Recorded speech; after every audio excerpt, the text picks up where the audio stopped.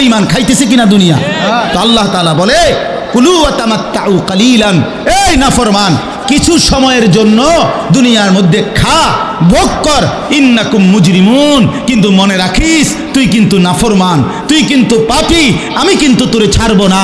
কবরের প্রথম রাত থেকে হাসরের ময়দানে আমি দেখবি তুই বান্দা আমি কত কঠিন কত কঠোর, তোরে আমি দেখাবো। ভাত খাইতে লইছে খাও, ভাত খাইতে লইছো খাও বান্দা, এখানে আটকামু না, এখানে আমি জানোয়াররাও আটকাই না, আমি জন্তু জানোয়াররাও খাইতে দেই, তোরে দিতাম না কেন বেটা, খা বেটা। কিন্তু ইন্নাকুম মুজরিমুন, মনে রাখো 7টা বাজে নাস্তা করতে বসছো, আল্লাহ যেন ডাক দিয়ে বলে বেঈমান খা, ঠিক আছে নাস্তা, কিন্তু মনে রাখিস ফজরের নামাজ পড়স নাই, আমি হিসাব রাখছি। রাত 10টা বাজে খাইতে বসছো বেঈমান, ঠিক আছে খা, কিন্তু মনে রাখিস এশার নামাজ পড়ো নাই। ঘর করলা, ফার্নিচার বানাইলা, ঠিক আছে থাকো, তো মনে রাখো এগুলো সুদের টাকা, এগুলা কাস্টমারের ঠকাইয়া মিথ্যা বইলা ওজনে কম দিয়া ওই টাকা আমি জানি, আমি বান্দা দেখব। ওয়াইলুন ইয়াউমাইযিল লিল মুকাদ্দিবিন, আবার বলতেছে আল্লাহ মিথ্যাবাদী নাফরমান তোমাদের জন্য বড় বেশি দুর্ভোগ, লাঞ্ছনা, আযাব তোমাদের জন্য, আযাব। এই জন্য আল্লাহ তাআলা বলছেন এটা। এরপরে আবার বলে দেখেন ওয়া ইযা কিলা লাহুমুর কাউ লা ইয়ারকাউন, এই ছেলেরা তোমরা সবাই শোনো, আল্লাহ তাআলা আবারও বলতেছে সমস্ত মিথ্যাবাদী নাফরমান তোমাদের জন্য হাসরের ময়দানে কেন লাঞ্ছনা হবে, এর প্রধান কারণ ওয়া ইযা কিলা লাহুমুর কাউ লা ইয়ারকাউন, যখনই বলা হতো নামাজ পড়তে, যখনই বলা হতো রুকু করতে, যখনই বলা হতো সেজদা দিতে, লা ইয়ারকাউন, আল্লাহ তাআলা বলেন সে রুকু করে না, সেজদা দেয় না, নামাজ পড়ে না, নামাজ পড়ে না। আল্লাহ বলেন আমি এতবার বললাম, একটা দিনে 5 বার মসজিদে আজান হলো, একটা মহল্লায় শুধু একটা মসজিদ না, এক এক ওয়াক্তে এক একজনের কানে কমপক্ষে 10টা মসজিদ থেকে আজানের আওয়াজ আসে, ঠিক কিনা বলেন? কিরে বান্দা এত শক্ত হইলি কেমনে বান্দা, আমার এত বড় আসমান ও জমিন দিয়া, এত বড় কায়নাত দিয়ে বান্দা আমি তোকে লালন পালন করলাম, বিনিময়ে তুমি একটা সেজদাও দিলা না। 365 দিনে খোদার একটা বছর কোনো দিন ফজরের নামাজ পড়লা না, এ কেমন জিন্দিগি বাপ? এত এত কঠিন মানুষ কেমনে হয়, এত পাষাণ মুসলমান কেমনে হয় বাপ বলেন? আর কতগুলো কথা বললে বলেন। এই জন্য নওজোয়ান আমার অনুরোধ রইল, নওজোয়ান নিজেরে বরবাদ করে দিও না বাপ, নিজেরে শেষ করে দিও না, নষ্ট করে দিও না, কষ্ট পাইবা বাপ। একদিন কবরে তোমার 14 গোষ্ঠীর কেউ থাকবে না, একদিন হাসরের ময়দানে তোমার পাশে কেউ থাকবে না, তুমি শুধুই একা। আল্লাহ তাআলা বলছেন বান্দা আমি এত বড় কোরআন নাজিল করলাম, তারপরে আর কি বললে তুমি ঈমান আনতে, আর কেমনে বলতাম আমি? নবীজি জিজ্ঞেস করবে, খোদার কসম নবী জিজ্ঞেস করবে, উম্মত 23টা বছর আমি দিন রাত কাঁদছি রে উম্মত, তুই জানোস না উম্মত আমি তোর জন্য কি পরিমাণ কাঁদছিলাম, সারাটা রাত আমি কেঁদেছি, তায়েফের পাথরের আঘাতে আমার পিঠ ছিদ্র ছিদ্র করে ফেলছে, আমি ক্ষুধার কষ্টে পেটে পাথর ভাঙছি, আমার ঘরের চুলায় আগুন জ্বলে নাই, আমি দান শহীদ করে সারাটা দেহ রক্ত মাখা হয়ে বেহুশ হয়ে উহুদের প্রান্তরে পড়েছিলাম, এত কাঁদলাম, এত রক্ত ঝরাইলাম, 23 বছরের বিনিময়ে উম্মত আমি বুঝি তোর কলজাটা নরম করতে পারলাম না। কি বলবেন ভাইয়া? এই ছেলেরা বাপ কি বলবা তোমরা বলো দোস্ত?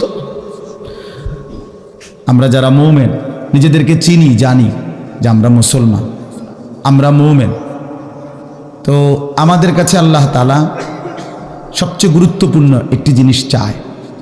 কোরআনুল কারীমে আল্লাহ তাআলা আমাদের মুমিনদেরকে, ইমানদারদেরকে ডাক দিয়ে দিয়ে বারবার এই চাওয়াটা বলেছেন, ইয়া আইয়ুহাল্লাযীনা আমানুত্তাকুল্লাহ।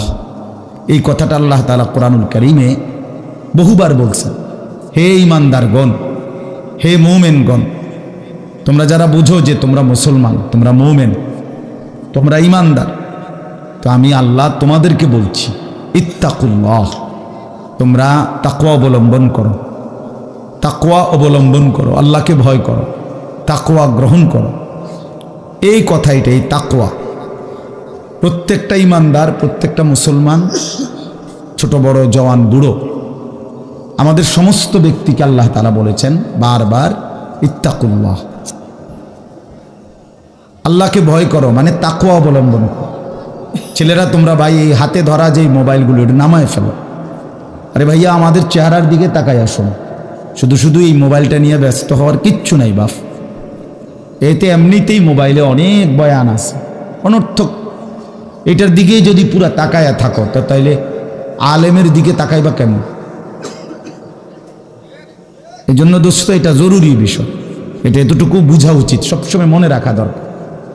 সারাক্ষণ মোবাইল এটা নিয়ে ব্যস্ত থাকা এটা আসলে একটা অসভ্যতা ছাড়া আর কিচ্ছু। এটা এত পাগল মানুষ হয় না আসলে। সামান্যতম বিবেক কাজ করা উচিত, বুদ্ধি বিবেচনা, নিজের আকল দেমাগ কাজ করা উচিত যে ভাই আমি কতক্ষণ। এক মানুষ বুঝি সারাদিন এটা নিয়ে থাকে, তাহলে আমাদেরকে আল্লাহ তাআলা কেন বানাইলেন?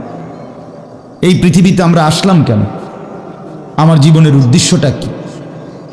ন্যূনতম আকল তো থাকা উচিত যে আমি আসলাম কেন, কে পাঠাইলেন আমারে, কেন পাঠাইলেন, কার কাছ থেকে আমি আসলাম, আমি যাব কোথায়। প্রতিনিয়ত মানুষগুলো যে মারা যায় ওরা যাচ্ছে কোথায়, কি হবে তাদের?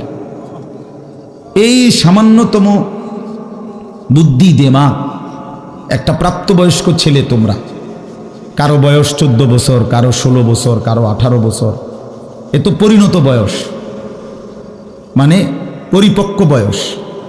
ওয়ালাম্মা বালাগা আশুদ্দা, একেবারে পূর্ণ শক্তির টাইম। কোরআন শরীফে আল্লাহ তাআলা মানুষের হায়াতকে 3টা ভাগে ভাগ করছে। একটা হলো জন্মের পরবর্তী শিশুকাল, আরেকটা হলো যৌবনকাল, আরেকটা হলো বৃদ্ধকাল। এই 3টার মধ্যে আল্লাহ তাআলা নিজেই বলছেন শিশুকাল এবং বৃদ্ধকাল দুইটাই দুর্বল, দফ, এই শব্দের অর্থ দুর্বলতার সময়। আর শুধু কেবল আল্লাহ তাআলা যৌবনকালকেই বলছেন কুওয়াতান, শক্তির সময়। শক্তি, সামর্থ্য, শৌর্য, বীর্য, এই সবটাই যৌবনকাল। এই জন্য শক্তির সময়, সামর্থ্যের সময় মেহনত করতে হয়। যৌবনকালটাই জিন্দেগির প্রধানতম সময়। ভালো কিছু করলেও এই টাইমে, নিজেরে নষ্ট করে দিলেও এই টাইম, গড়লেও এই হায়াত, এটাই সুযোগ, বরবাদ করে দিলেও এটা সুযোগ। বুড়া মানুষ, বয়স্ক লোক ইচ্ছা করলেও অনেক নেক কাজ করতে পারেন, ইচ্ছা করলেও অনেক গুনার কাজও করতে পারেন। বয়স হয়ে গেছে 60 বছর, 70 বছর, এখন চাইলেই সারা রাত তাহাজ্জুদ পড়তে পারবে না, চাইলেই সারা রাত নাচের আড্ডায়ও থাকতে পারবে না, শরীরে কুলাবে না, ইচ্ছা থাকলেও পারবে না। ইচ্ছা করলেই আল্লাহর জন্য জান কোরবানি করে দ্বীনের জন্য কঠিন মেহনত মুজাহাদা করতে পারবে না, এটা স্বাভাবিক। আমার মনে আছে একটা সময় 2.5 ঘন্টা 3 ঘন্টাও পায়ে হাইটা কোথাও মাহফিলে গেছে, এখন আর এটা সহ্য হয় না। তাইলে হায়াতের একটা অংশ আছে মানুষের। এই জন্য প্রিয় ভাই, সবাইকে বললাম, তুমি যদি কমপক্ষে নিজের হায়াতের কদর না করো, নিজেকেও যদি কমপক্ষে না বুঝলা, তো কি বুঝলা জীবন? এই সমাজ, এই দেশ, এই জাতি, নিজের এলাকা, পাড়া, মহল্লা, কারো কোনো উপকার করলা না, কমপক্ষে নিজের উপকার তো করো। নিজের ভালো, নিজের কল্যাণ, নিজের জন্য তো কমপক্ষে, যে আমি যে একটা মানুষ, আমি যে সারাদিন 1 ওয়াক্ত নামাজ পড়ি না, সারাদিন মোবাইলের মধ্যে নাচ গান, ছবি, নর্তকীর সিনেমা, নাটক, অশ্লীল দৃশ্য, উলঙ্গ ছবি, সারাদিন সমবয়সী বন্ধুদের সাথে আড্ডা দিলাম, দুষ্টামি করলাম, ফালতু কথাবার্তা করে কাটাইলাম। আচ্ছা, এটা রাত শেষে ঘুমের টাইমে হলো তো মানুষের বিবেকে একটু হলেও নাড়া দেওয়া উচিত, জানি বাস্তবিক অর্থে সারাদিন কি করলাম। এতটুকু দেমাগ যদি, এতটুকু আকল যদি কারো না থাকে, তো এটা সুস্থ মানুষ কিভাবে? এ তো স্বাভাবিক মানুষ না ভাই, এ তো প্রতিবন্ধী, এ তো পাগল, মাতাল, অসুস্থ মানুষ। এই জন্য দোস্ত আমার, বন্ধু আমার, এদ্দুর কমপক্ষে অনুরোধ করলাম। প্রত্যেকটা অনেক ছেলে মাশাআল্লাহ,